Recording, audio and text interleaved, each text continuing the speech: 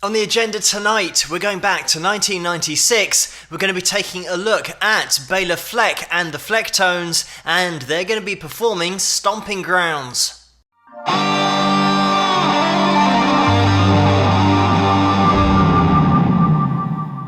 Hello, Phil here from Wings of Pegasus, and welcome to another analysis video. If you enjoyed this video, please give it a thumbs up and subscribe. So let's get Bela and the guys up on screen and see how they get on.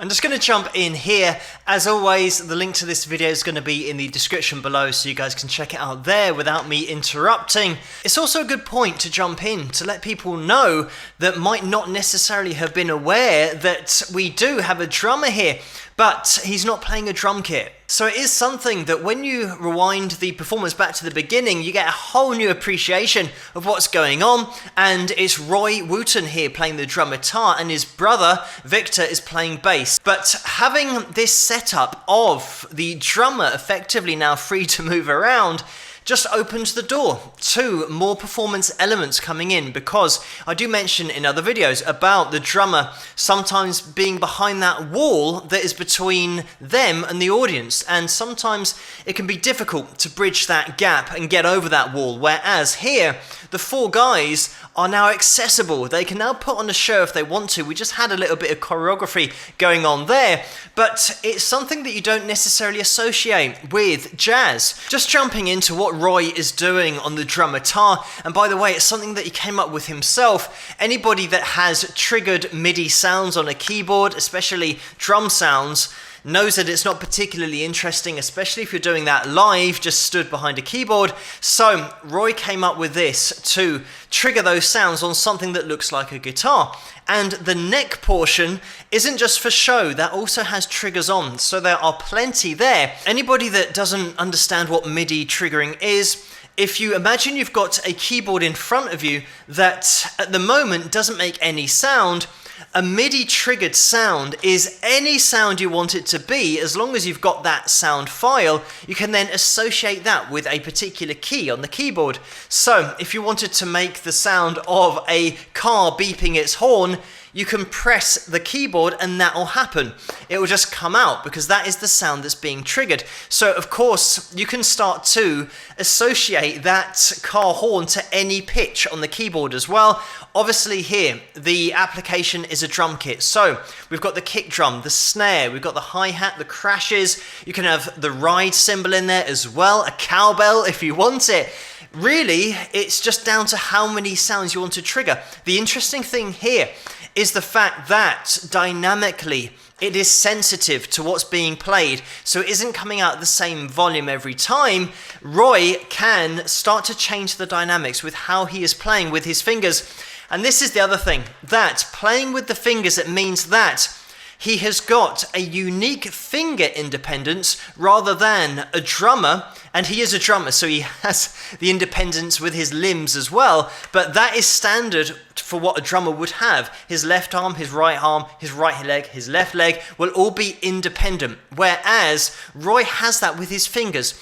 So it means that he might be doing the kick drum with his first finger, and then the snare with his second finger, and then the hi-hat with his third finger. So all of his fingers are working independently, and then on his left hand, he might have a cowbell or another piece of percussion that he wants to add into the mix. One thing that I have seen Roy do is map the same sound to two separate triggers, and mapping is when you associate a particular sound with a particular trigger or a key. So it means that you can have the same sound on two separate buttons, which is what we've got here. So it means with this approach, Roy can get a much more realistic sound with the drum kit that he's got mapped out, because for a snare roll, for example, he could have the snare mapped to his first finger on the left hand and also to the first finger on his right hand. So it means that when a drummer's playing that in real life, he's using his left and his right hand in order to do those rolls, whereas Roy can achieve the same thing with his fingers. Let me also mention that Roy is also known as Future Man,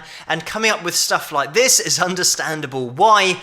It is an important thing to point out because it sounds so good and so natural that you would assume there's a drummer somewhere and that you might not be sure what Roy's doing on the end, but he is providing all of the drum work in this. Just to put the spotlight on Victor, his brother, who's playing bass here, and if you have got a sub, turn it up to 11, because some of the bass lines going on here, the technique, across the board for the whole band, but Victor is all over it. And when you consider that the foundation of this performance and every live performance is that rhythm section of bass and drums, considering what Ray is doing on the drum guitar, it is so impressive to be this tight. This is another thing about top level players, and especially from the perspective of technical ability, because playing stuff like this and anything jazz related, you've got to be right at the top of that tree in order to pull it off live. But also, when you're thinking about putting in the entertainment side of it, you not only have to be able to nail it technically, but then you have to master it in order to make all of that technical ability now subconscious so that you can concentrate on putting on a show.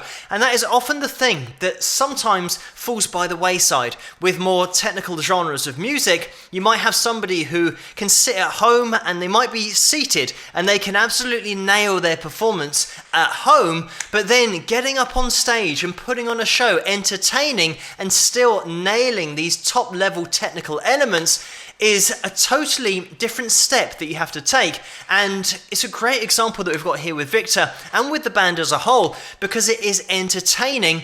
And a great indication of that is the fact that they are with Conan here on a mainstream entertainment show, and fundamentally what we've got is jazz mixed with bluegrass, which is by no ways or means a mainstream genre and something that you would normally get on an entertainment show prime time on TV. But let's get back into the performance.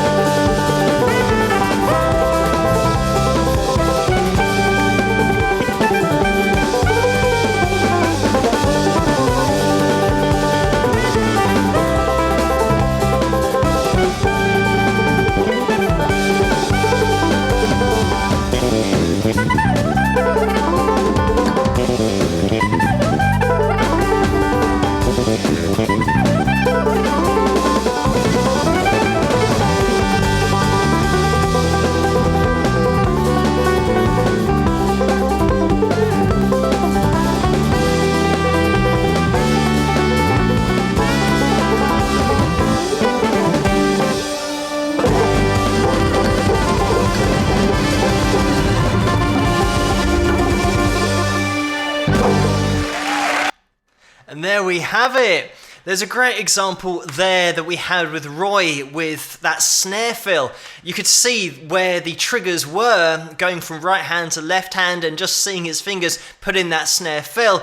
And once you know that he's doing all of this on his drum guitar, you just can't take your eyes off all of the stuff that he's doing, but then listening out as well to that hi-hat and the way that he does change the dynamics with what he's playing. It just suits everything that's going on musically, and it is such a major part of live performance, keeping the dynamic across all instruments, and they somehow managed to nail that with this setup. I love the little call and response as well that we have. This starts from Victor. The other interesting thing that we've got here, because it is this mix of jazz and bluegrass, with the bluegrass element that Bela's playing through on the banjo, it's always those consistent 16th notes, so there's no space to catch your breath, and in order to keep up with that, Victor has to be doing the same thing on the bass, and the lines that he's throwing together are just top technical playing.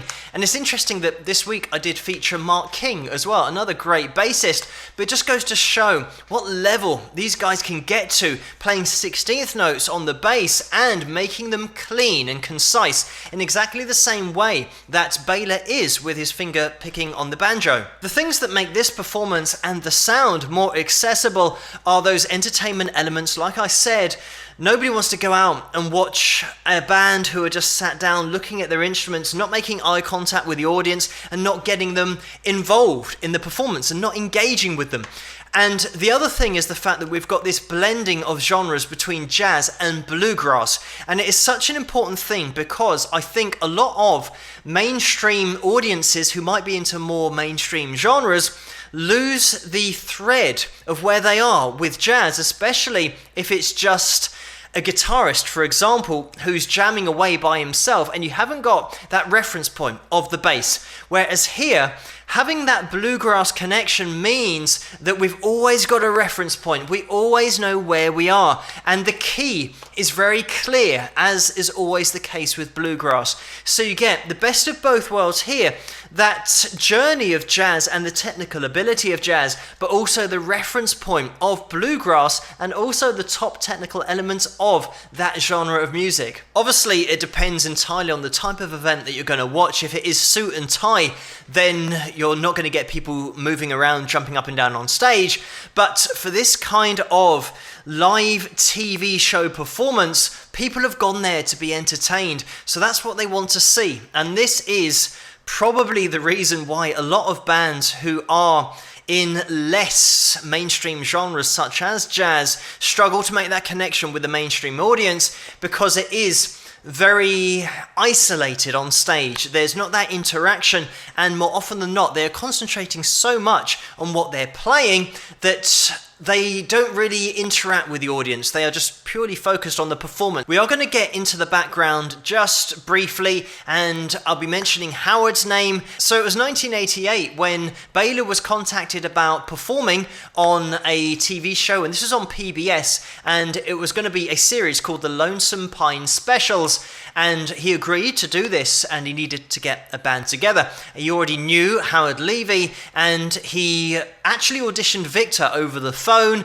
and Victor suggested his brother to be in the band as well. So they performed as a four-piece, and they were happy with how they sounded to the point where they continued after the special. So they got in the studio, recorded an album, and their debut album, Bela Fleck and the Flecktones, was released in 1990. And just to explain that band name, because it was along the themes and inspired by Dick Dale and the Deltones, and Dick Dale you can find on the channel here somewhere if you want to check him out independently. So that debut album was nominated for a Grammy, so it was a pretty good start. They followed this up with Flight of the Cosmic Hippo in 1991, and that got to #1 in the contemporary jazz charts. And they also released in 1992 UFO Tofu, and this was the year that Howard Levy left the band. So the album that they released in 1993 was called 3 Flew Over the Cuckoo's Nest, because they were now a three-piece, and it wasn't until December 96 that Jeff then joined the band. In 1998 they released released Left of Cool, and throughout the noughties they then released 4 more albums, concluding with, in 2011, Rocket Science. And this was then the point at which the next year, 2012, they took a break from touring, but then they did get back into it in 2016 and 2017, and are still touring at the moment. Obviously, with coronavirus at the moment, the dates have been cancelled, but I'm sure the guys will get back to it in the future. By the way, they have also won 6 Grammys. It's great to have a look back at this performance in 1996 with so many unique elements in there, especially when we're looking at Roy with his drumitar. But anyway, thank you guys so much for suggesting this video for me to take a look at, and keep those suggestions coming in the comments below. Let me know what you guys think, and if you enjoyed this video, please give it a thumbs up and subscribe, and I'll see you guys at the next one. Rock!